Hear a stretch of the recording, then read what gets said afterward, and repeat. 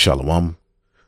First and foremost, I want to give all praises to the Heavenly Father, Yahweh, Bahasham, Yahweh Shai, Bahasham, Rachahakodash.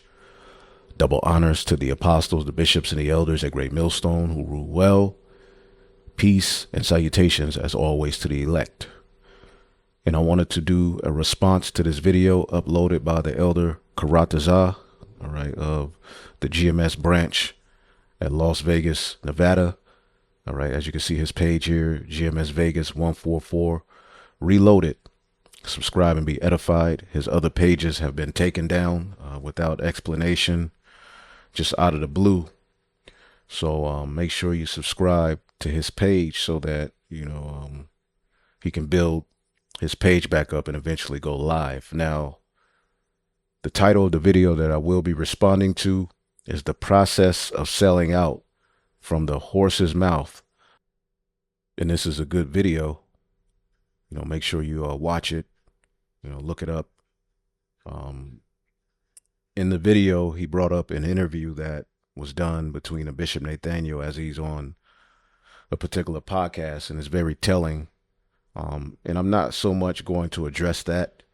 What I wanted to address and edify on is this particular post that he has up from the Genesis Israelites. As we told you, these men have taken the bag. They've sold out.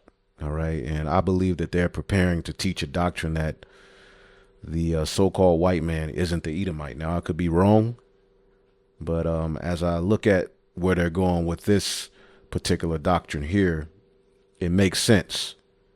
Okay. Now, if they, never do that, ultimately the bottom line is that they are teaching the doctrine of devils. Okay. Putting, stumbling blocks before the children of Israel. All right. In the form of all of these wayward doctrines, all of this rebellion, all of this apostasy, all of this confusion. As we are in the time of the end, they've left off from prophesying. Now they want to change everything that they once taught. All right. And come up against the true teachings of Yahweh Bashim Yahushua, because somebody's telling the truth. And the thing is this, the new song has already started to be sung. It's not going to start being sung, with an individual who at the very end, comes to these epiphanies and just comes with all of these wayward doctrines. And now that's the truth of the matter. No, the new song has already been sung, and it's being sung in its perfection, as the scriptures tell us, to play skillfully upon the harp. Okay. So what we see from these individuals is something that was prophesied a long time ago. The book of Jude warned us. Now, as you can see here, what I'm going to address, which who cares of their angle? The bottom line is that they're going off. The serpent, all right, speaking of the serpent in the garden, was a Canaanite man, not Satan. Friday night, we going in. All right. All praise to the Most High. All right. And, no one teaches that the serpent in the garden was Satan himself. All right. The serpent in the garden possessed the spirit of Satan. Okay. To do his will in the garden and disrupting order. The same thing that the serpent is doing in the earth today. Okay. And now we're going to go into this because it's crazy that I had a lesson, sort of centered around this that I've been sitting on that I never really went into. I'll leave some of what I had for that lesson out, but I did want to edify on this because the clear understanding and answer is that the Canaanites weren't even a nation at the time that, Adam and Eve and the serpent are, on the scene and mentioned. Okay. The Canaanites were born, on the ark and came off of the ark, right, with his father Ham. Okay. And we're going to get into that, but I did want to bring out some history. I wanted to bring out, some understanding and show you that the scriptures for a fact link the biblical Edomites, all right, to that old serpent. All right. And ultimately, we know that pursuant to the book of 2 Thessalonians, the second chapter, as we'll get it later, there is a man who would come to do the working of Satan. Okay. And in this day and age, that is the biblical Edomites. Okay. Now, of course, there's other people who, even our people who do the bidding of Satan. All right. But who comes to bring that energy to where the earth is guided under the influence of wickedness, evil, sin, rebellion, do as thou wilt? It's the biblical Edomite. Okay. He's the ruler of the revival of Rome. He's the ruler of this final empire, the revival of the fourth beast. Okay. And he will rule, all right, via blasphemy, wickedness. All right. And everything wrong. Okay. But we will show you that he did get a lot of his wisdom from the Canaanites. All right. As he came into power as the Greeks and the Romans. Now let's start, with a scripture here real quick. In 2 Timothy 3:13, it says, but evil men and seducers will wax worse and worse. All right. Deceiving and being deceived. And as the scriptures say, the deceived and the deceivers are the Lord. All right. They're of the Lord. So, the Heavenly Father ordained these seducers to do what they do, to seduce others unto their destruction and to ultimately show those who have the truth of the matter. Okay. And also to, enlighten those who are following these men who may be of the elect, that these guys are off. All right. And to repent and come into the true knowledge, wisdom, and understanding of Yahweh Bashim Yahshua via the true doctrine, which is being taught by the apostles of Great Millstone. All right. And the men under them and our true affiliates. Okay. And even, some who, may not, want to identify with Great Millstone or may be mad, but when you listen to them, they're pretty much teaching the same doctrine. Okay.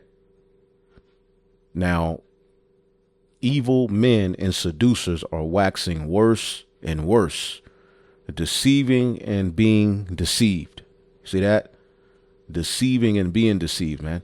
And the scriptures tell you seducing spirits marks, okay, the end times. It's in the same chapter. Okay.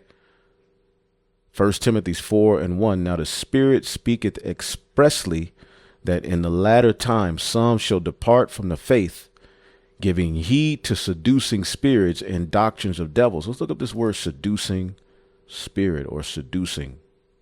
So many are departing from the faith, giving heed to seducing, planos, right? Wandering, roving, misleading, leading into error, vagabond. See, and Peter warned us, all right, that these kind of men will come around. Let's get the book of 2 Peter's 2. So you've all been warned. And the crazy part about the warnings of the scriptures is that men can do exactly what the warning warned against and not even know that they're doing it. 2 Peter 2:1. But there will false prophets also among the people, even as there shall be false teachers among you. See that? Who privily shall bring in damnable heresies, even denying the Lord that brought them. You don't have to worship Yahweh Shai. Okay, we're going to be under the priesthood of Aaron when we get into the kingdom. Right? And many more evil doctrines, man. Okay? Yahweh Shai after 1,000 years is going to, have to, go back to the spirit world and then be born back into the earth through a father and a mother. Even denying the Lord that brought them, and shall bring upon themselves swift destruction. And many shall follow their pernicious ways. I was speaking with a brother. He was like, man, it's crazy how, these dudes actually have people who like these videos and follow them. And, this is all prophetic. See, this is all the doing of the Lord, man. Nothing is happening in the planet Earth, even within this great awakening, Israel, right, that the Heavenly Father doesn't want to happen. We just have to, be, obedient to his will. We can't be offended by his will. Now, in the flesh, sometimes it's like, what is this all about? You're like, why? And, We all go through it. But the Lord is telling us, right? Many will follow their pernicious ways, by reason of whom the way of truth shall be evil spoken of. And through covetousness shall they with vain words, well put together speeches, eloquent speech, make merchandise of you, right? Selling prayer, selling Hebrew names, selling hope, right? If you sell in prayer, you're selling hope. Okay. Charging for breakdowns, all kind of shit, right? So they're hats, hoodies, wave caps with fringes on it, sandals, different, all kind of merchandise, right? Charging you for, marriage counseling and sessions and, giving you that, a number so that you can text them for, personal advice, that comes with the package for $500 a month. This is what these individuals did, right?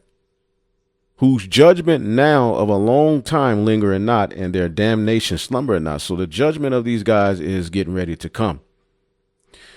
Okay. So many are going to follow their pernicious ways. And one of the marks of these individuals is them making merchandise of you. Let's look at the word merchandise.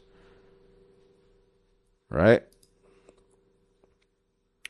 And like Jude said, I wanted to write unto you of the common salvation we share, but in this lesson, in this epistle, I must address these individuals. Now, the word for merchandise, Strong's G 1710, emparuomai.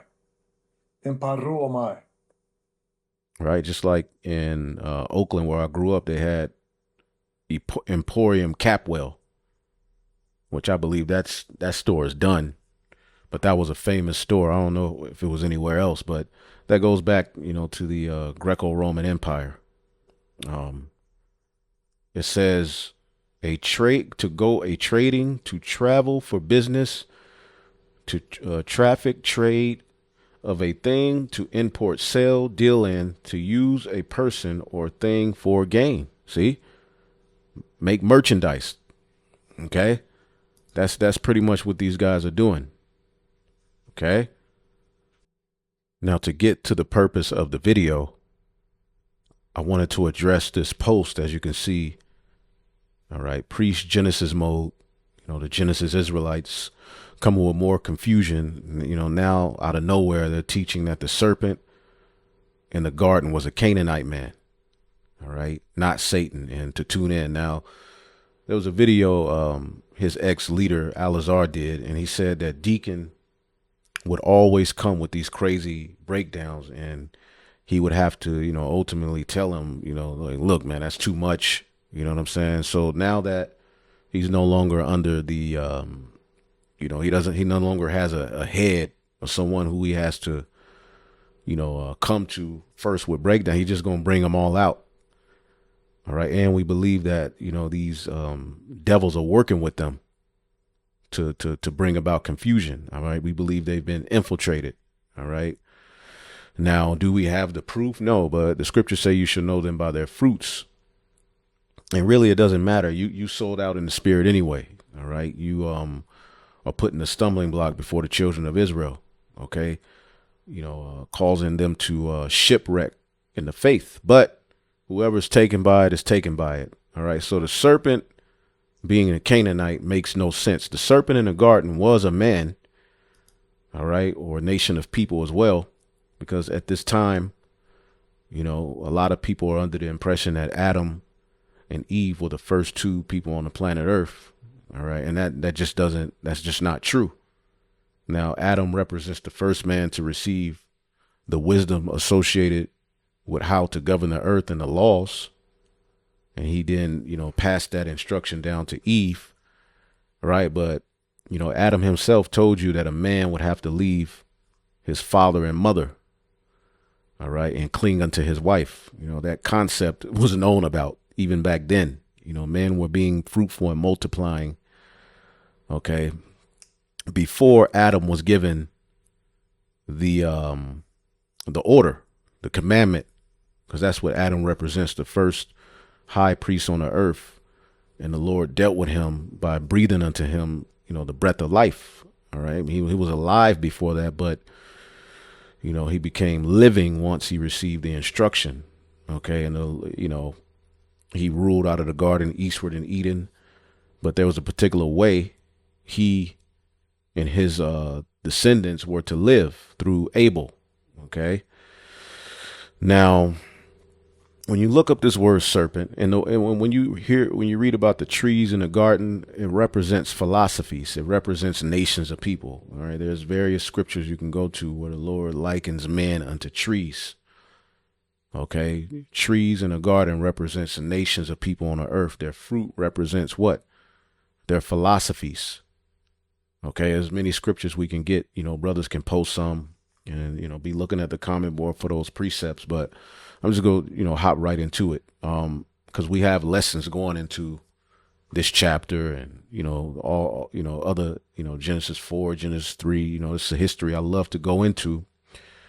Because this is a part of the Torah, the foundation of our belief, all right, which was given unto Moses as we were exodus out of Egypt. He supped with the Lord 40 days and 40 nights, and the Lord gave him the understanding of, our origin in the heavens, our history, what happened with Adam, and the history that he needed to know to link to his mission.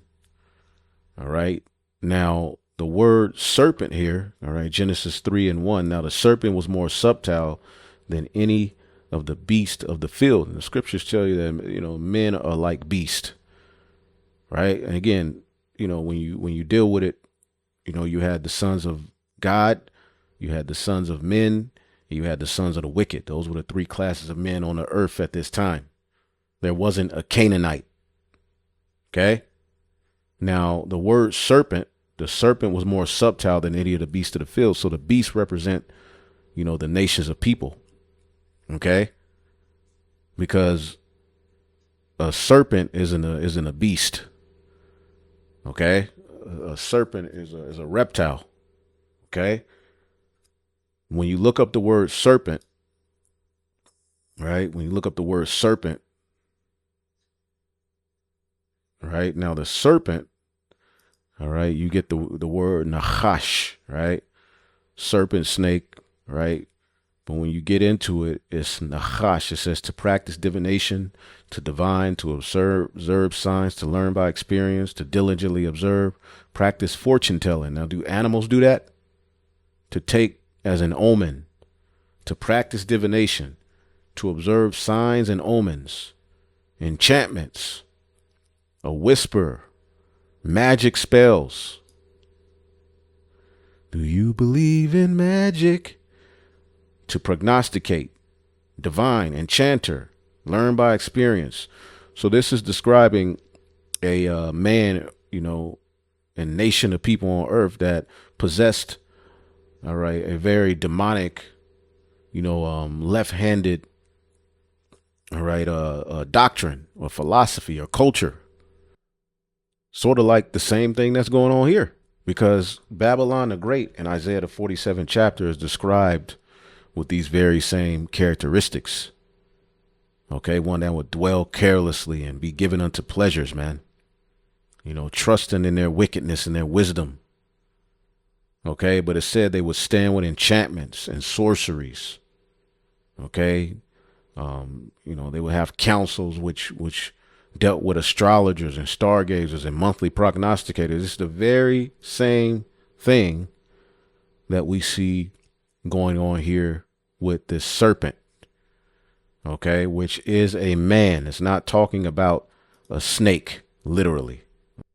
And what this serpent was able to do was to bring about a philosophy, a way, fruits that will cause Adam to sin. As a matter of fact, this is the book of 2nd Esdras, the 3rd chapter, speaking of Adam. I'll start at 5. And gavest a body unto Adam without soul, which was the workmanship of thine hands, and didst breathe unto him the breath of life, and he was made living before thee. And thou leddest him into paradise, which thy right hand had planted before the earth ever came forward. Okay. And unto him thou gavest a commandment to love thy way. So this was ultimately the the knowledge of good, right? It says, which he transgressed. So Adam transgressed, okay, through taking heed to this philosophy, through breaking the commandment. Okay, Adam was the first, all right, and these, Adamites, the sons of God, were the first to break the laws, right? It says, and immediately that appointeth death into him and his generations, of whom came nations, tribes, people, and kindreds out of number. Okay, so Adam was made to transgress, which when you deal with Adam, yes, is Adam, but also, all right, when you get Genesis, the 5th chapter, okay, 5:1, this is the book of the generations of Adam. In the day that God created man, in the likeness of God made he him. Okay. Male and female created he them, and blessed them, and called their name Adam. So Adam and his descendants were what? Made in the image of the Most High. Not all nations, right? They were the chosen. Male and female created he them, and blessed them, and called their name Adam in the day that they were created. Okay. So Adam also represents, all right, the sons of God, which of course the daughters as well. Okay. So, and that would, as you read, that would be through Seth, because Abel was slew by Cain. Okay. And then Enos, Canaan, and so forth, going through the Mahalalel, Enoch comes, and then eventually, Noah, right? Those were the sons of God. And the special thing about this particular chapter is it's highlighting those who stuck to the righteous way. All right. But many of our people fell away. All right. By following these other different philosophies, which came with the fall of Adam. Okay. So Adam, okay, was succumb, okay, to the philosophies.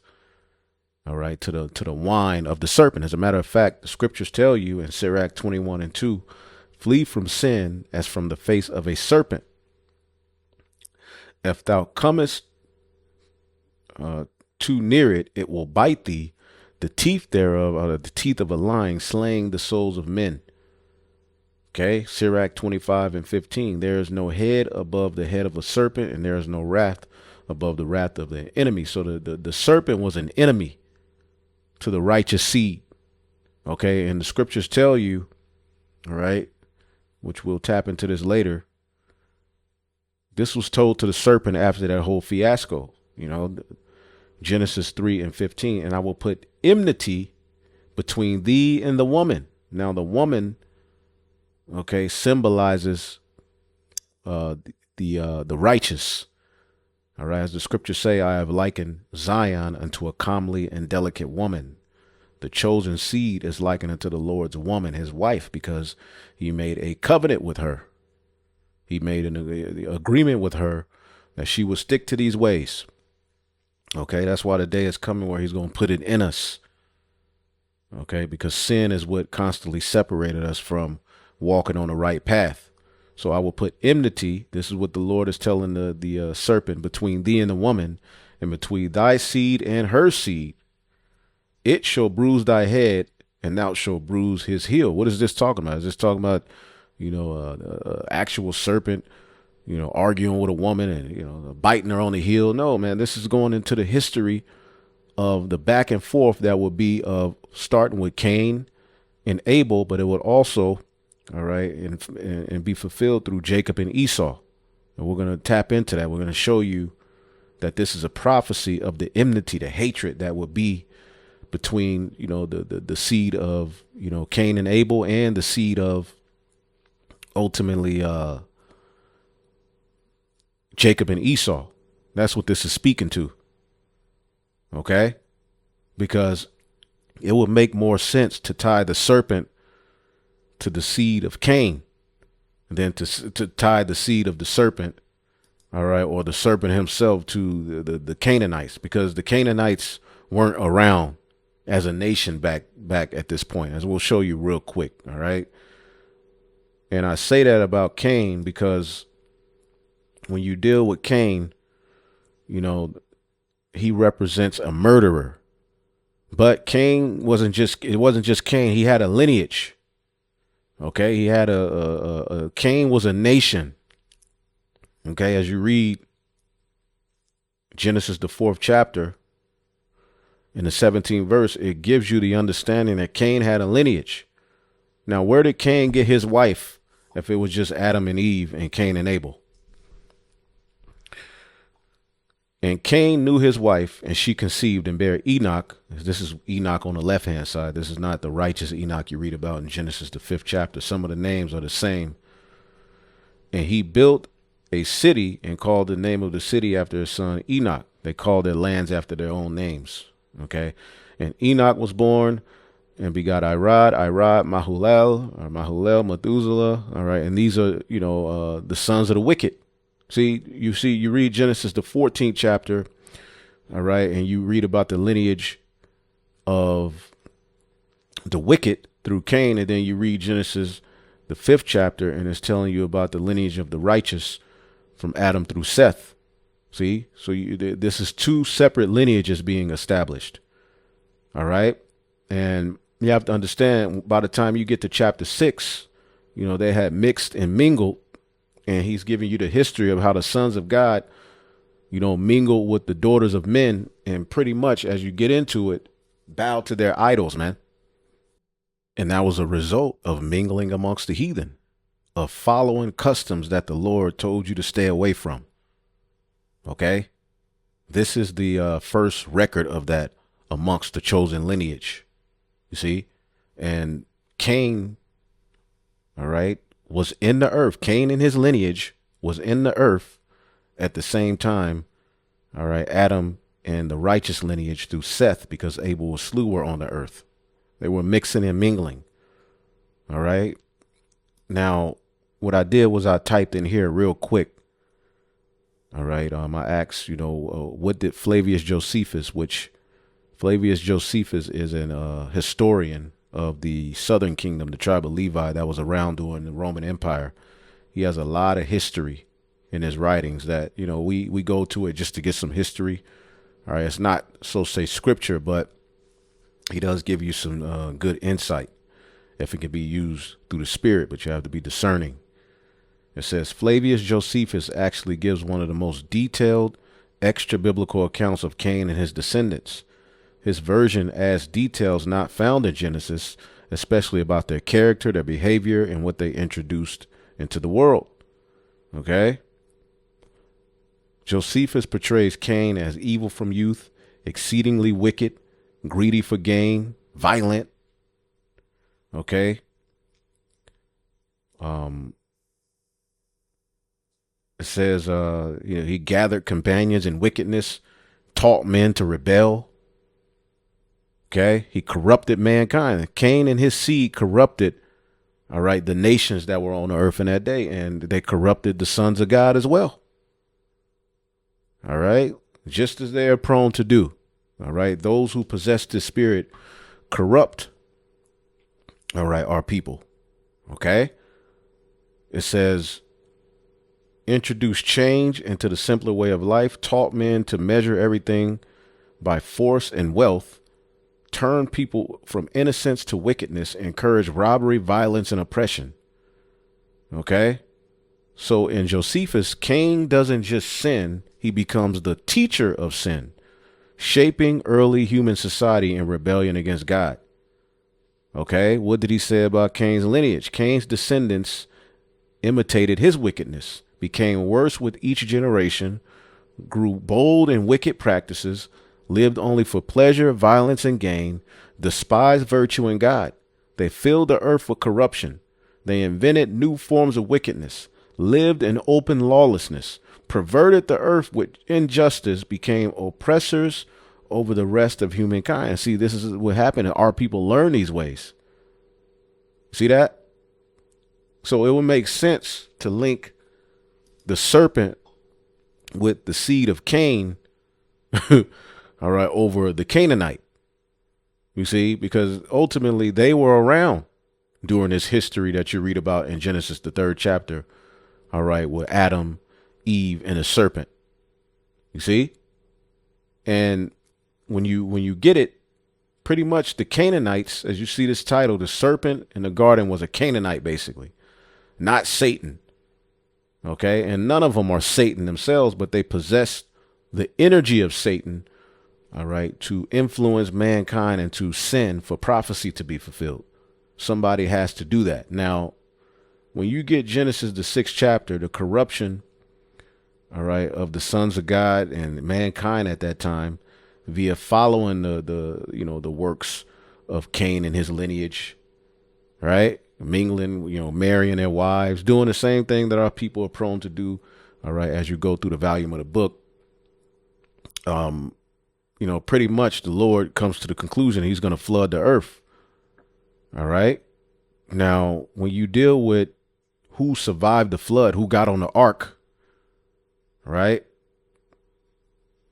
Genesis 7:13. In the self same day, Noah entered into the ark, him and Shem and Ham and Japheth, the sons of Noah and Noah's wife, and the 3 wives of the son went into the ark with them. So Noah, Shem, Ham, and Japheth are the ones who survived the flood. Okay, now when you get Genesis, the 9th chapter, okay, you see the mention of Canaan. All right.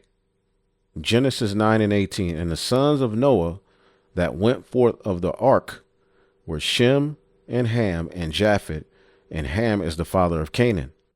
This is the first mentioning of Canaan.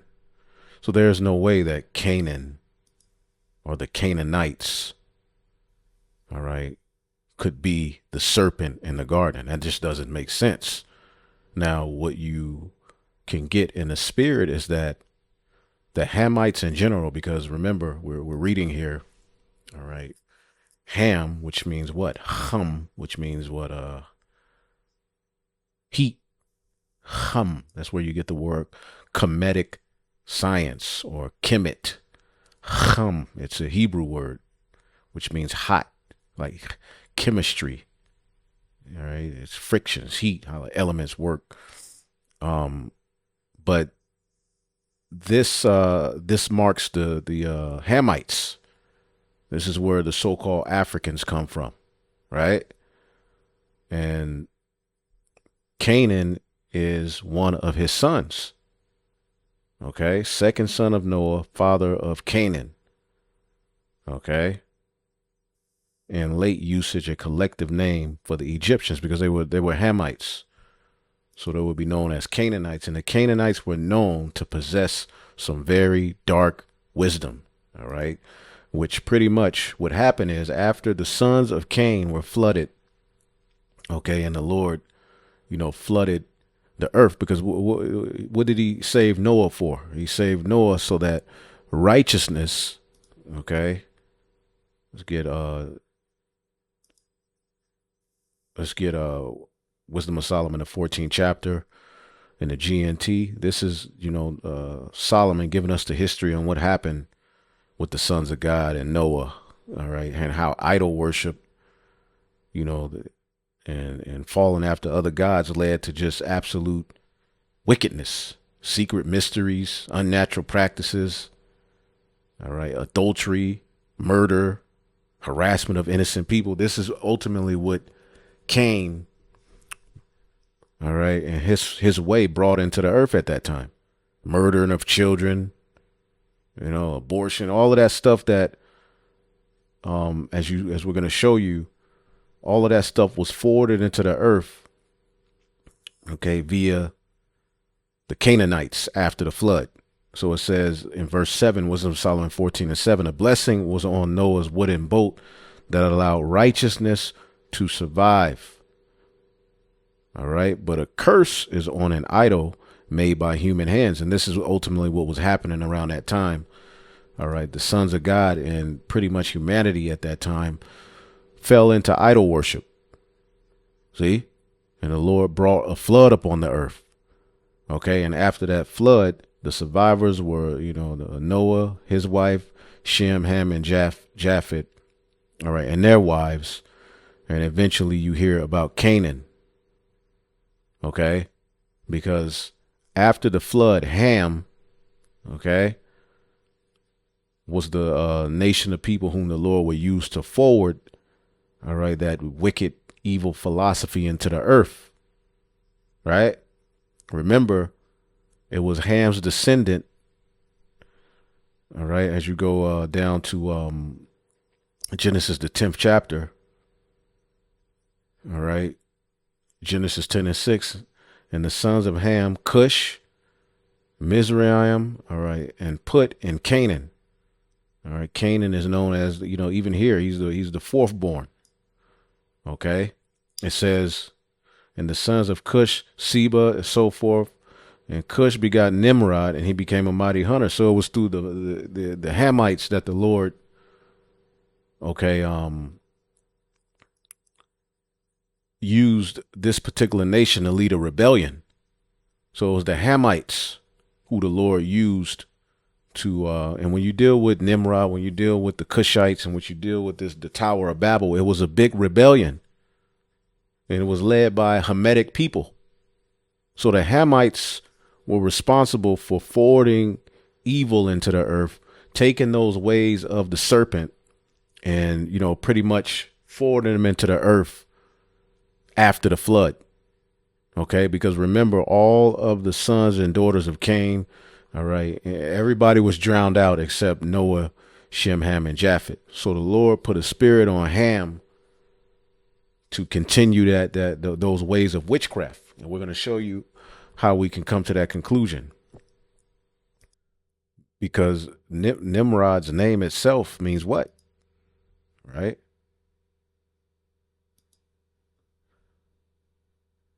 Namrod.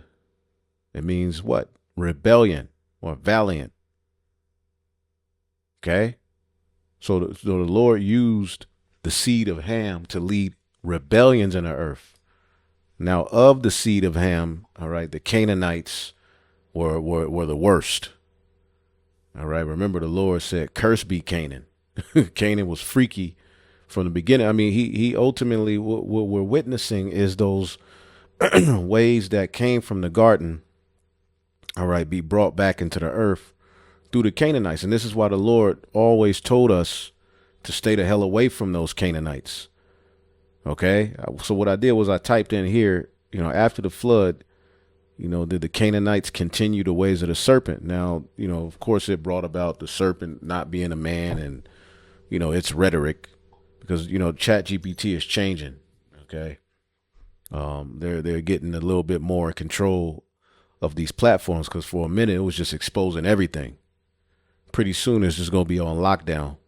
But I asked, after the flood, did the Canaanites continue the doctrine of the serpent? I said, it says the biblical repeatedly shows that the Canaanite nations carried the same sins that existed before the flood. Okay, and we showed you the sins that existed before the flood. Okay, when we showed you Wisdom of Solomon, the 14th chapter, all right, it led to sexual immorality, the origin of our adultery. Okay, this comes with the philosophy of the serpent, man. This comes with doing as thou wilt. Remember what the serpent said: you should not surely die if you eat of the tree of good and evil. Okay, so there you go. Sexual immorality, verse 12, began when idols were invented. They have corrupted human life ever since they were first made. All right. Idols have not always existed, nor will they exist forever. It was human pride that brought them into the world. See that? And when it goes to the results of adultery, okay, it tells you one thing led to another.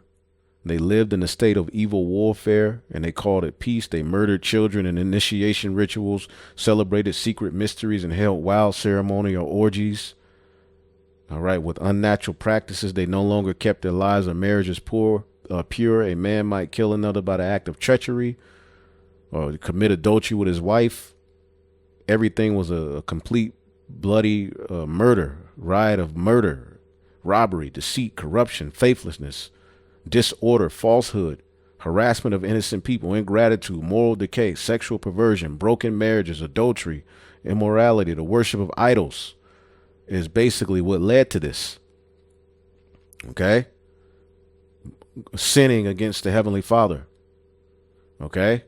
So I asked, is it safe to say that the Canaanites continue that serpent doctrine or the ways of Cain? It says the Bible repeatedly shows that the Canaanite nations carried the same sins that existed before the flood: adultery, sexual corruption, witchcraft and divination, child sacrifice, and rebellion against the Most High God. All right. These are the same types of sins that the serpent promoted. You shall not surely die. Do your own will. Reject God's commands. All right. That's ultimately what philosophy caused Adam to sin. It said this is why the Bible repeatedly warns that Canaanite practices would corrupt Israel spiritually. Deuteronomy 7, Deuteronomy 12, Deuteronomy 18. You can read those on your own time. Okay. Many of the laws that we received, like for an example, in Deuteronomy 18 and 9, when thou art come into the land of the Lord thy God, which the Lord thy God giveth thee, thou shalt not learn after the abominations of those nations. What nations? Who was in the land? Okay, the Canaanites, the different ites, and other nations, but in particular it was the Canaanites. All right, and that offspring, that family, and they were doing all kind of wickedness. Right? There shall not be found anyone among you that taketh his son or his daughter through the fire, those different initiation rituals, or that useth divination, or an observer of times, or an enchanter, or a witch, or a charmer, or of a consulter of familiar spirits, or of a wizard, or of a necromancer. For all these things are an abomination to the Lord, and because of these abominations, the Lord thy God doth drive them out before thee. Okay, speaking of the Canaanites that was in the land, because the scriptures tell you, let's get Wisdom of Solomon in the 12th chapter. The scriptures tell you, right, the sins of the Canaanites in Wisdom of Solomon 12 and 3 in the GNT. It says, you hated the people who lived in your holy land long ago, the sins of the Canaanites, because they did horrible things. They practiced magic and conducted unholy worship. They killed children without mercy and ate flesh and blood of human beings. Okay. And many of these nations, over the years, they continue these same things, even unto this day. They were initiated into secret rituals in which parents murdered their own defenseless children. It was your own will for our ancestors to destroy these people so that the land which you consider the most precious of all lands will be a suitable home for your people. See that? So there you go. This is what they were doing. Rituals, magic. Isn't that what we showed you the serpent was doing? Okay. So it's not that the Canaanites were the serpent in the garden, but the Lord did use the Canaanites, the Hamites period, to carry these particular philosophies, all right, from before the flood into the new world. Point blank period. Okay. Again, what was the serpent? Okay, he was subtile. Okay, and we showed you how that word nachash can mean what? One who does magic, an enchanter, fortune telling. All right, and this is what the Canaanites were doing, because it was always known to stay away from these people. It was a sin. It was an abomination to be like the Canaanites. This is why in the book of Susanna, right, the history of Susanna, after those two, if you know that story, you can look it up and read it. But if you know that story, these two judges in Israel, older men, was trying to, run a train on Susanna, man. And they set her up and lied on her, and they were freaky. They were doing too much. She was married. It says in verse 56, when the first judge was led away, the second one was brought forth before Daniel. You are more like a Canaanite than a Jew, Daniel said to them, this woman's beauty has warped your judgment, and lust has corrupted your thinking. You are used to having your way with women in Israel because they have been afraid of you.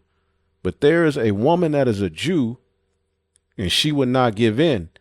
And then he went in. He was talking about Susanna, but he said, you're more like a Canaanite, being freaky. See? The sins of the Canaanites. So they did carry, the same ideologies from the world pre-flood into the new world. All right. And this is why the Lord wanted us to destroy all of them. You see what I'm saying? But there's no way that the Canaanites themselves could be the serpent in a garden. All right. But they did possess that wisdom. And this is why the Lord would tell us, like in Deuteronomy 7, it says, when the Lord thy God shall bring thee into the land, whither thou goest to possess it, and thou hast cast out many nations before thee, the Hittites, the Girgashites, the Amorites, the Canaanites, the Perizzites, the Hivites, and the Jebusites, which pretty much these can all just be called Canaanites. 7 nations greater and mighty than thou. All right. Basically, it said you shouldn't show no mercy to them, make no covenant with them. Thou shalt not, make no marriages with them. It says, why? For they will turn thy son away from following me, and they may serve other gods. So will the anger of the Lord be kindled against you and destroy thee suddenly. But thus shall ye deal with them, destroy their altars and break down their images and cut down their groves and burn their graven images with fire. For thou art a holy people unto the Lord thy God. The Lord thy God hath chosen thee to be a special people unto himself above all the people upon the face of the earth. So ultimately the Lord wanted us to destroy them utterly, destroy their altars, their groves. Don't make no covenant with them. Don't deal fairly with them. Don't show them no mercy, because they possessed, all right, a doctrine that would lead to us turning away from the Lord. See that? So yes, there was a point where the Canaanites did, all right, possess, all right, these different philosophies that were associated with something that came from the garden. They continued those ways of rebellion.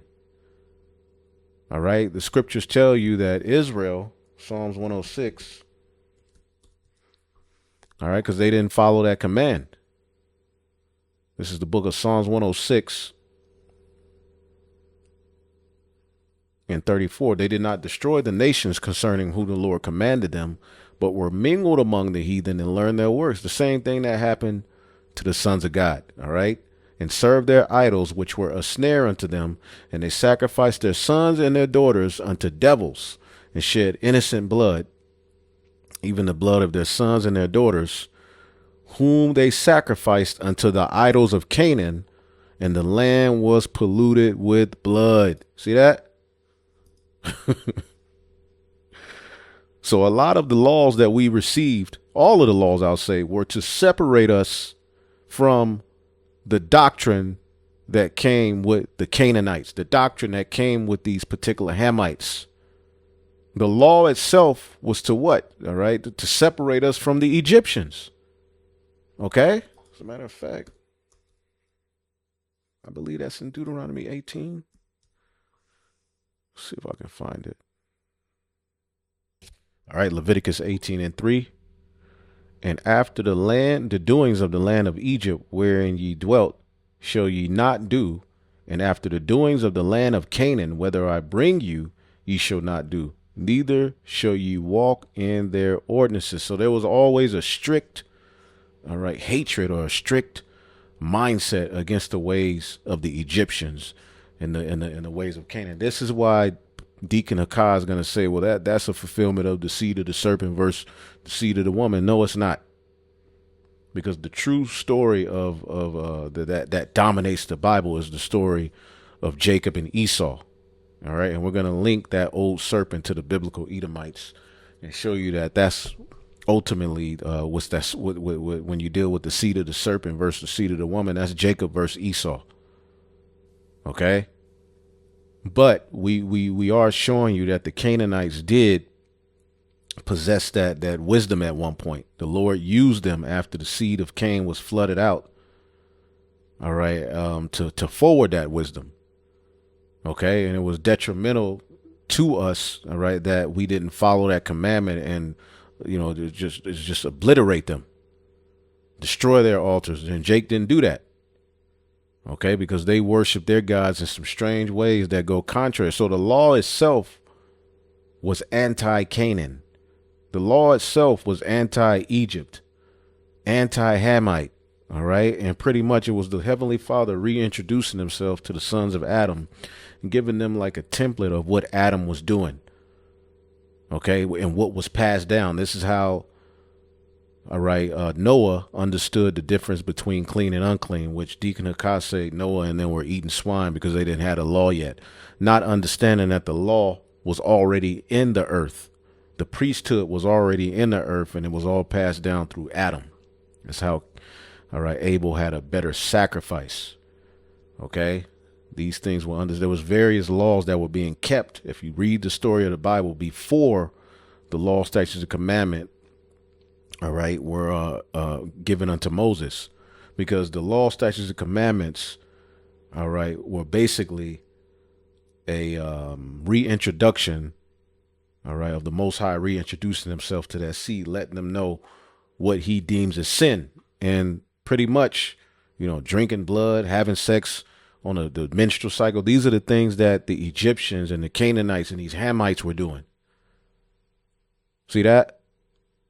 They were just doing complete wickedness. I mean, the story of Canaan seeing his father's nakedness was an introduction into this dude's nasty.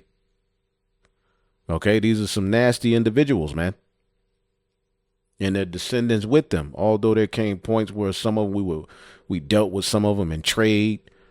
All right, overall, at this time, the philosophy of wickedness was forwarded through that seed of Ham. All right, now where Esau is linked to this is when he came into power, all right, as the Greeks and the Romans, who did he get his system of worship from? Okay. I asked, did the Greeks and Romans get knowledge and wisdom from the Canaanites, Egyptians, and Babylonians? Okay. It says, yes, the Greeks and Romans absolutely drew knowledge, science, philosophy, religion, and technology from the older civilizations of the Near East, including Canaan, Phoenician, Egyptian, Babylonians, meaning the Mesopotamians, all right, which is where Nimrod stemmed from. All of those different myths, the Epic of Gilgamesh. Okay, those are the seed of Ham. All right, they had their writings and their philosophies, but they always had these different myths and different, things that are just far out. See?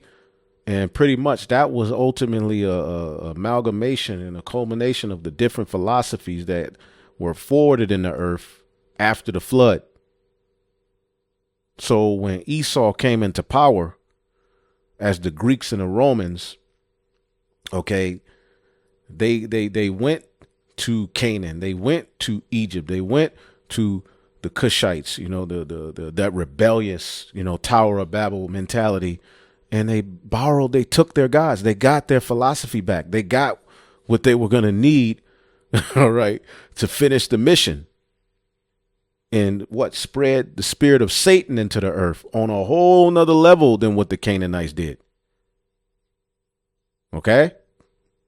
And we will be at war with them. All right. Throughout the majority of the remaining scriptures.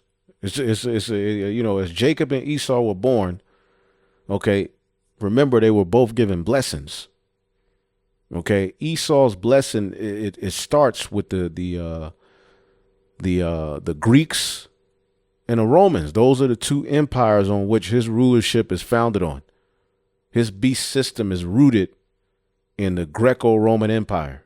We are living today in a revival of the Greco-Roman Empire. those empires leaned heavily on the philosophies of Canaan. They studied hard. Okay, they even lived as pharaohs. They took on to these cultures and ideologies. Okay, the Canaanites, known as later as the Phoenicians, were among the greatest transmitters of knowledge to Greece. The Greeks, right? Alphabet. The Greek alphabet comes directly from the Phoenician alphabet. The Romans later inherited the Latin from the Greek. Okay, the world we live in today is rooted, okay, in this knowledge, in these ways. Okay, navigation, shipbuilding. Phoenicians taught the Greeks long distance sea travel. Greek historian Herodotus credits Phoenicians with circumventing, yada yada yada, mathematicals, religion, and myth. Greek gods like Melkart is Hercules, Astarte, Aphrodite, Baal, Zeus, Jupiter. All right, in some books or some writings, Romans absorbed these gods through the Greeks, all right, and Carthaginian cultures, all right, which ultimately the Greeks got it from who? All right, the Canaanites. Okay, Greek colonization strategies resemble earlier, all right, Canaanite or Phoenician patterns. Okay, and then it goes on and on how, Egypt deeply influenced Greek philosophy, religion, science, and politics, man. Mesopotamia, all right, heavily influenced, okay, the Greeks and the Romans. Okay, on a whole nother level.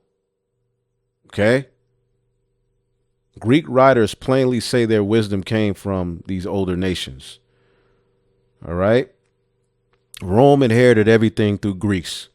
So what happened was, after the flood, the seed of Cain, they were done. So the Lord used the seed of Ham to, forward those ways from the garden that pretty much had polluted,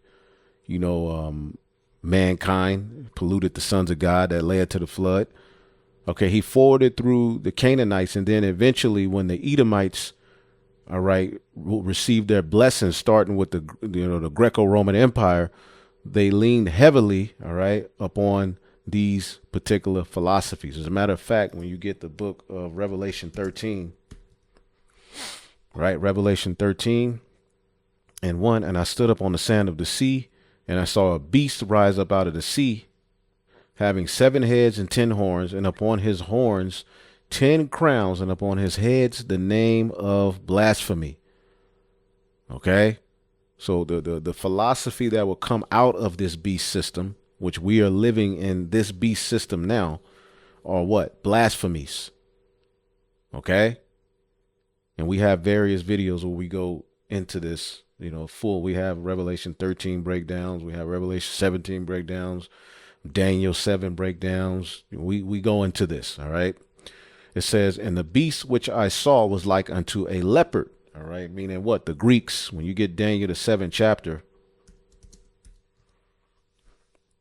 Okay. The Greeks represent the leopard.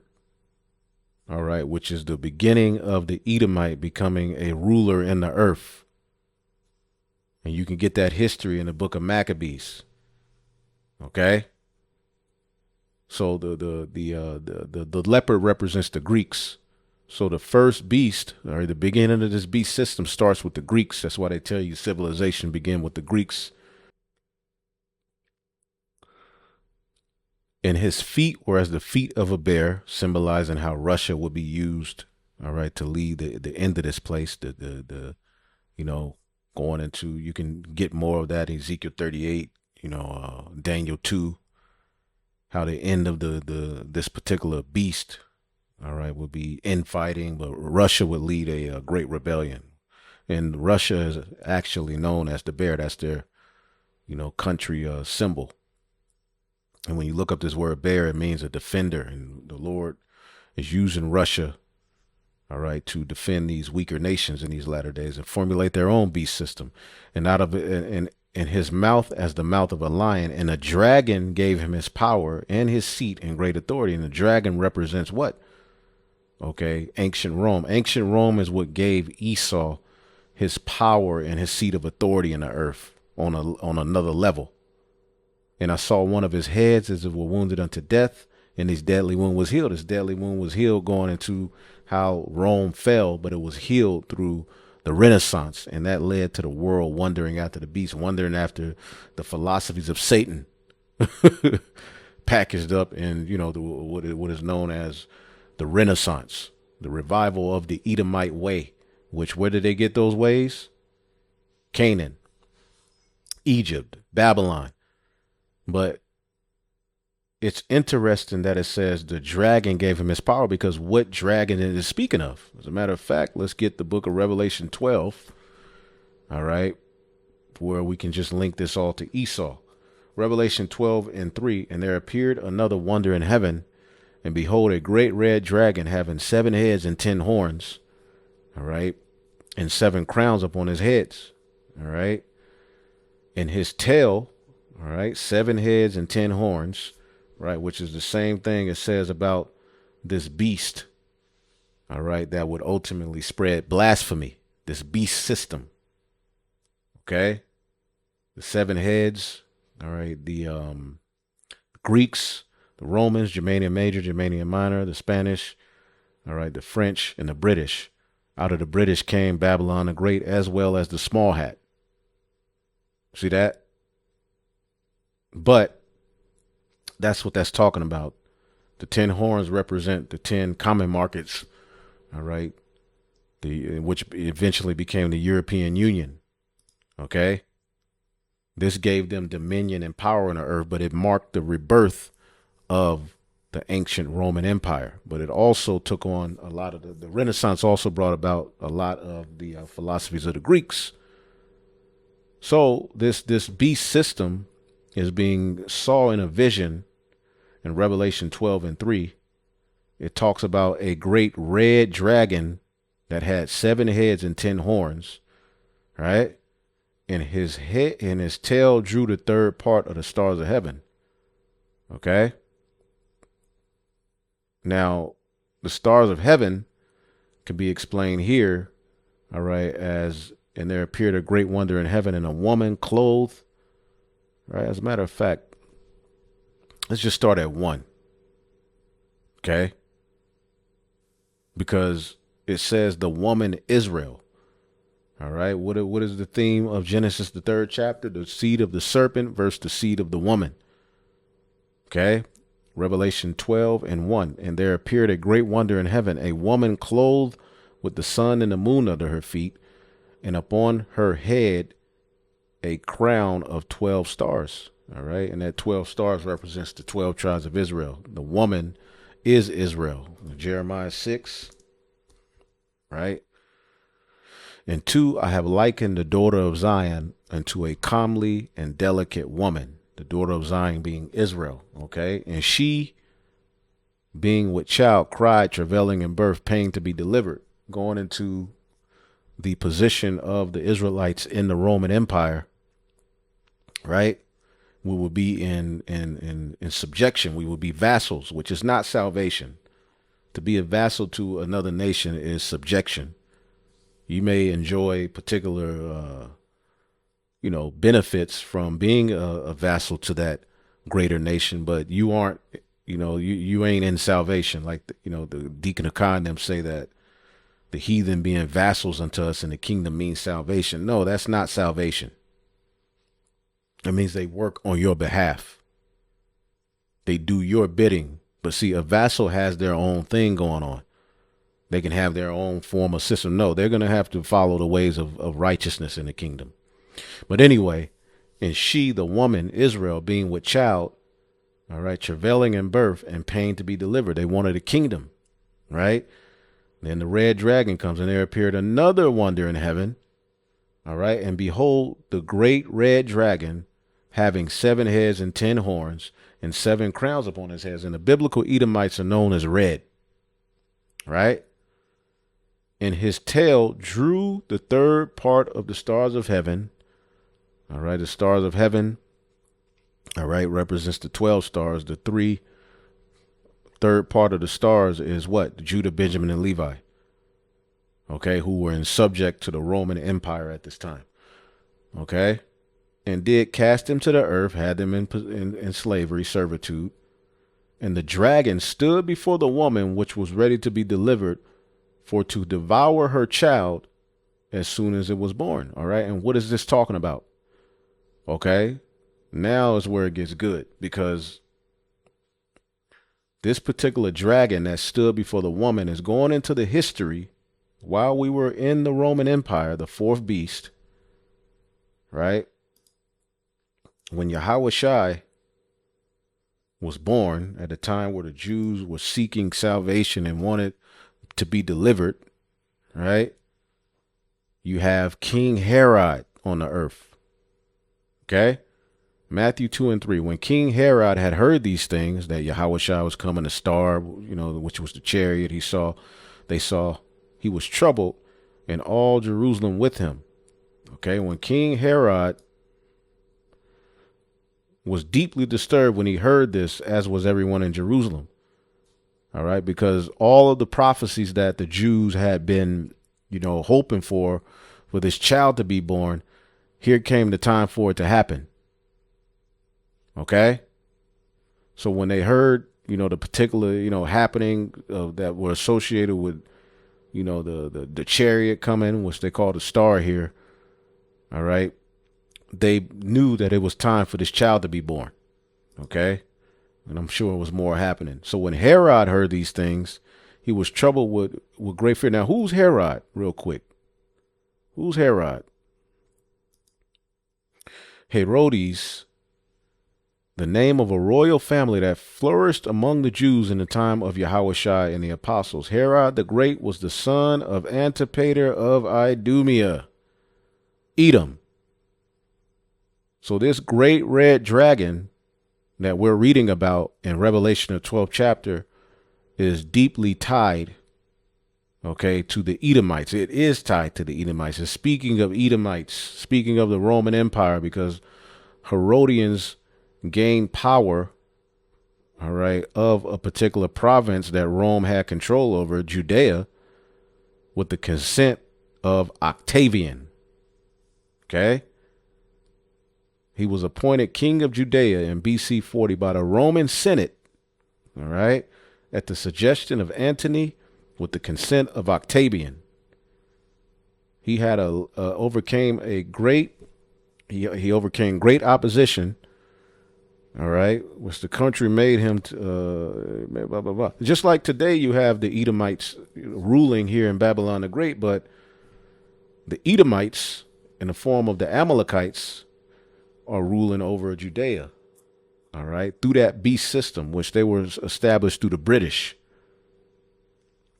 So you have a similar situation happening here, where here it is, you have these Edomites, okay, who fathered the Herodian dynasty, Antipater the Idumean. Okay, and they were around in the New Testament. When you read about Agrippa, he's a descendant of the Herods. These are Edomites. Okay. So, as a matter of fact, let's get this in an NLT. So Herod was deeply disturbed. He called a meeting of the leading priests and the teachers of religious law and asked them, where is the Messiah supposed to be born? All right. In Bethlehem in Judea, they said, for this is what the prophet wrote. And they quote Micah, the 5th chapter, and I believe the 3rd verse, right? Then Herod called a private meeting with the wise men, and he learned from them the time when the chariot first appeared. It was a chariot. Okay, but it says star. It says, then he told them, go to Bethlehem and search carefully for the child. And when you find him, come back and tell me so that I can go worship him. So he's acting as if he wanted to worship him, but really he wanted to slay him. After this interview, the wise men went their way, and the star they had seen in the east guided them to Bethlehem and went ahead and stopped over the place where the child was. When they saw the star or the chariot, they were filled with joy. They entered into the house and saw the child with his mother Mary, and they bowed and worshipped him. Then they opened the treasure chest and gave him gifts, gold, frankincense, so forth. Okay. When it was time to leave, they returned to their own country by another route, for God had warned them in a dream not to return to Herod. After the wise men were gone, an angel of the Lord appeared to Joseph in a dream and said, "Get up, flee from Egypt with the child and his mother." The angel said, "Stay there until you return, because Herod is going to search for the child to kill him." All right. So Joseph and Mary left along with Yahushua and left Egypt. Left, all right, Bethlehem, and went to Egypt. Then he eventually settled back down in Nazareth. Now, going back here, okay, to Revelation, the 12th chapter, right? You have this vision that John the Revelator has seen of this woman with 12 crowns upon her head, all right, crown of 12 stars, Israel. You have the red dragon, right, standing before her, right? Let's read this in the NLT, right? And his tail swept away one third of the stars of the sky, and he drew them to the earth. And he stood in front of the woman as she was about to give birth, ready to devour her baby as soon as it was born. So Herod wanted to do this, and Herod is the red dragon. Rome, Esau, Edom is that red dragon. Not only because it says red, but because this story is tied to Herod, whose father was Antipater of Idumea, the Edomite. Okay, the Edomites were always around. Okay, the Persian Empire. Remember what Haman tried to do to us? That's the seed of the serpent versus the seed of the woman. Okay, there's various times when we have friction with these Edomites, even from the womb. When we were in the womb, when you go to Jacob and Esau, what were they doing? They were fighting in the womb. Okay, here, the seed of the woman, Yahushua, is getting ready to be born, and they want to slay him. And she brought forth a man child who was to rule all nations. This is why Herod was scared. This is why he wanted this child dead, because this child is going to rule all nations with a rod of iron. And her child was caught up to God, all right, and to his throne, all right. And a woman fled into the wilderness, and this is going into history, right? And then it jumps into another point in history, right? It says, and there was war in heaven, right? Michael and his angels fought against the dragon. Now we know who the dragon is, right? Because this is speaking of the revival of Rome at the very end, where ultimately this dragon will be ruling the earth. Okay. And upon the return of the Lord, he's going to return to a world ruled, because remember, pursuant to Daniel, the 7th chapter, let's get Daniel 7 real quick. Daniel 7, it also talks about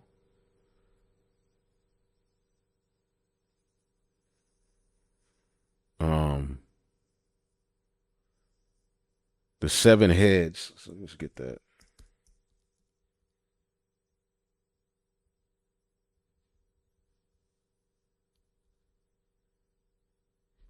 Okay, yep, Daniel 7. All right. Right after the Greeks, it goes into the Romans. And after this, I saw in the night visions a fourth beast, dreadful and terrible and strong exceedingly. And it had great iron teeth, their military, their army, the Romans, and to devour it and break in pieces and stamp the residue of the feet with it. And it was diverse from all the beasts that were before it. They had a senate. How they brought in their rulers was different. And it had 10 horns. All right. They had the vassals of that day.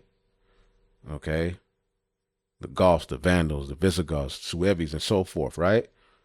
And then I considered the horns, and there came up among them another little horn. So this fourth beast will be revived. Okay, this fourth beast, Rome, will be revived. And that's going to be at the end times, and this is where the Lord sets his judgment. That's why the scriptures say Esau is the end of the world. Okay, the end comes through the fall of the revival of the fourth beast, which is the revival of Rome, which marks what? Babylon the Great. See that?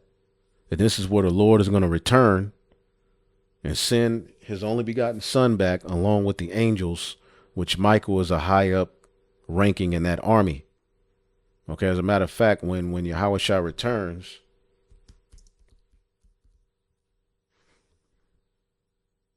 Revelation 19:11, when Yahushua returns, and I saw heaven open, and behold, a white horse, and he that sat on him was called Faithful and True, and in righteousness doth he judge and make war. So he's coming to make war. All right, but as you keep reading this chapter, verse 19, it says, and I saw the beast and the kings of the earth and their armies gathered together to make war against him that sat on the horse and against his army. That's the war in heaven. See, and this is the time where we're going to be delivered. So Michael and his angels, all right, symbolizing the return of Yahushua, but Michael has a very, very great role within the Lord's army, because when Yahushua returns, right, when Yahushua returns in Revelation 19, he's not going to be alone. All right, Revelation 19 and 14, and the armies which were in heaven followed him upon white horses, clothed in fine linen, white and clean. And out of his mouth goeth a sharp sword, that with it he should smite the nations, that he should rule them with a rod of iron. See, this is what Herod was so afraid of. He was afraid because he knew what the prophecy said concerning the return of the Lord, and how this child would ultimately be the one that would restore us, all right, back to the Heavenly Father. And this would be the child that, all right, the seed, because when you get, let's get Genesis 3. Let's read it again. Genesis 3 and 15. And I will put enmity between me, thee, and the woman. So the serpent and the woman are going to have enmity, and between thy seed and her seed, it shall bruise thy head, and thou shalt bruise his heel. It shall bruise thy head. Okay? It shall bruise thy head. All right, let's get 1 Corinthians 15. So the seed of the woman is really is fulfilled in Israel, but it's fulfilled in Yahushua. 1 Corinthians, the 15th chapter. Right? And the 25th verse. For he must reign till he have put all enemies under his feet. The last enemy that shall be destroyed is death. For he, and Esau is as death, right? Okay. For he have put all things under his feet, because Esau possesses the sin. You know, he possesses the way of sin. He's the man of sin in the earth. Right? It says, for he have put all things under his feet. But he said, when all things are put under him, it is manifested that he is expected, which did put all things under him. Okay? There's another one I'm looking for. Salakia. Boom. Romans 16 and 20, and the God of peace shall bruise Satan under your feet. Okay? Shortly. The grace of our Lord Yahushua be with you. Psalms 68 and 21. But God shall wound the head of his enemies, the hairy scalp of such, all right, as goeth on still in his trespasses. Esau, Edom. Okay. Habakkuk, the 3rd chapter.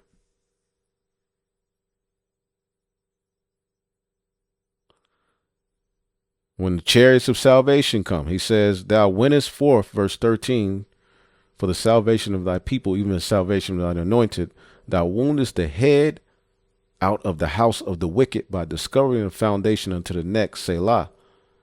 See that? So this is all going to be fulfilled in Yahushua bruising the head, all right, which is ultimately the head of the seed of Satan. Okay? But really, the main point is here. Revelation 12 right? Revelation 12, right? And 7. And there was war in heaven. Michael and his angels fought against the dragon, and the dragon fought against his angels. And that can be broken down in 2nd Esdras 13. And they prevailed not, neither was there any place found any more in heaven. All right. It said his sword is going to be bathed in heaven. He's going to take down their armies. And the great dragon was cast out, that old serpent called the devil and Satan, which deceiveth the whole world. He was cast out into the earth, and his angels were cast out with him. Okay. And ultimately his AI, his fighter jets, those are his angels. Okay. And they have way more. They have space stations. They have the ability to strike from the heavens, from the sky. You know, they have their different satellites. Okay. They have their host. But on the left hand side, their AI, their creations, their technology, the ability to, you know, be invisible. You know, they got that kind of technology. They got all kind of stuff. The stuff that we see is about 60 years old. So they ain't go just, you know, we're going to need divine intervention. That's why Daniel 12:1 says that. Then shall Michael the great prince stand up at a time that is like never before. And that could all be, you know, broken down in 2nd Esdras 13. But it labels this great dragon as that old serpent. Okay. And see, our people knew and understood that the serpent, when you get this word, right? Opus, it says, with the ancient, the serpent was an emblem of cunning wisdom. The serpent who deceived Eve was regarded to the Jews as the devil. Okay. A Satan, basically a Satan-like man. Even when you look up this word Satan, right? You look up this word Satan, Satanas, it says what? All right. An adversary, one who opposes other in purpose or act. The name given to, you know, and basically who plays that out on earth more than anybody in this time? Esau. So these dudes may be coming with a doctrine eventually to tell you that the biblical Edomites ain't the white man. Okay, what do you read here? A Satan-like man. So they knew and understood that it wasn't no snake. But he's likened it to a great dragon. It started as a serpent in the garden. Now it's a great dragon with 7 heads and 10 horns. But it likens this great dragon, which we showed you is tied to the red dragon, Esau, Edom, that old serpent. Okay, the revival of Rome, who possessed the cunning wisdom of that old serpent called the devil and Satan, which deceived the whole world. See? What he did in the garden, he was able to do throughout the whole entire planet Earth, man. Let's get a precept here in the book of Isaiah 27:1. And that day, the Lord with his sore and great and strong sword shall punish Leviathan, the piercing serpent, even Leviathan, that crooked serpent. He shall slay the dragon that is in the sea. Okay. And this is symbolizing deliverance of Israel. Okay. This is all right. You know, speaking in symbols and poetry. Okay. This is speaking of Esau. Okay. The ruler in the sea, which symbolizes the people. It's liking him as Leviathan because Leviathan is known as what? The king of the sea. Well, Esau on the planet Earth, all right, and his you know, it went from a serpent to a great piercing serpent, right? And when you look up this word piercing, right, barach, fleeing fugitive. Now, who was a fugitive?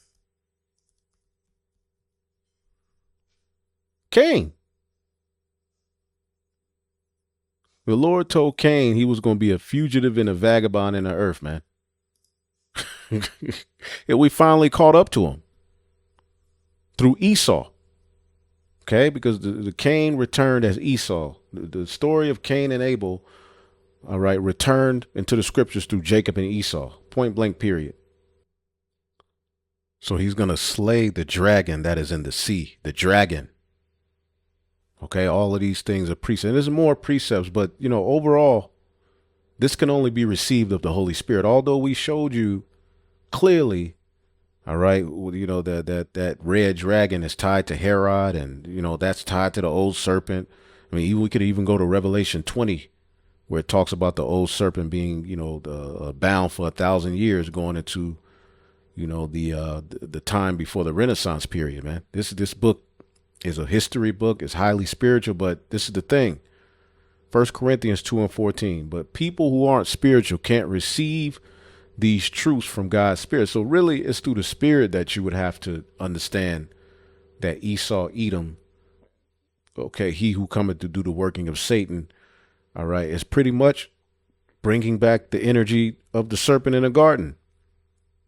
Okay, we showed you the progression of how that information, how that doctrine, how that philosophy, was spread after the flood. All right. But in the grand scheme of things, all right, in these times, it is the biblical Edomites. All right. That's the seed of the serpent.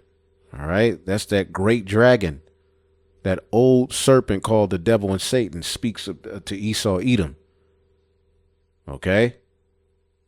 It all sounds foolish to them, and they can't understand it. I say so. There's people who can't receive truths from God's Spirit. You have to have the Spirit on you to really understand this. For only those who are spiritual can understand what the Spirit means. See, and these guys have lost the Spirit. The serpent in the garden wasn't a Canaanite. I don't care what angle you come from. It's just not true. It's off. And the question is, where in the hell is all of this coming from? Is some Edomite giving you a playbook to go by? What's next? Okay, what's next? All right, the big G's. So that G is associated with the whole Mason thing. Brothers brought that out. They throwing up all of these hand signs. It's getting weird. All right, but we know more is to come, and Lord willing, we'll be back with more. And again, remember, remember, man, we fit to get out of here, man. Shalom.